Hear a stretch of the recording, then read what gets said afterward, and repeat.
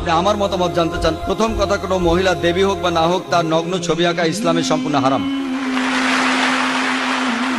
হোক সে মুসলিম বা অমুসলিম, এটা একেবারে অনৈতিক, অমানবিক।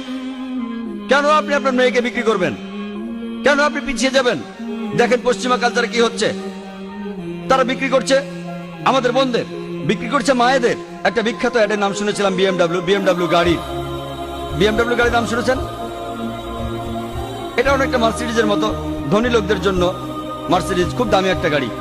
সেই বিজ্ঞাপনে আমি দুঃখের সাথে বলছি, আমি শুনেছিলাম যে এক মহিলা বিকিনি পরে দাঁড়িয়ে আছে গাড়ির সামনে, উপরে লেখা আছে তাকে পরীক্ষামূলকভাবে চালানো শুরু করো এখনই।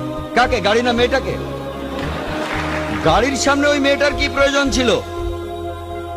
তাহলে এই সবকিছুই মত প্রকাশের স্বাধীনতার নামে মেয়েদের অপমান করা। FM হোসেন যা করেছেন সেটা সম্পূর্ণ ভুল। মূল প্রশ্নতে আসি, আপনি কি সমালোচনা করতে পারেন অন্যান্য ধর্মের দেবতাদের? পবিত্র কোরআনে সূরা আনামের 108 নম্বর আয়াতে উল্লেখ আছে যে তাদের নিন্দা করো না, তাদের ছোট করো না যারা অন্য কারো উপাসনা করে আল্লাহকে বাদ দিয়ে, বরং তারাই না জেনে নিন্দা করে আল্লাহ সুবহানাহু ওয়া তাআলার। কোরআন বলছে নিন্দা করো না ওই দেবতাদের যারা তাদের উপাসনা করে আল্লাহকে ছাড়া, বরং তারাই না জেনে নিন্দা করে আল্লাহ সুবহানাহু ওয়া তাআলার। তাই ইসলাম ধর্মে এটা নিষিদ্ধ।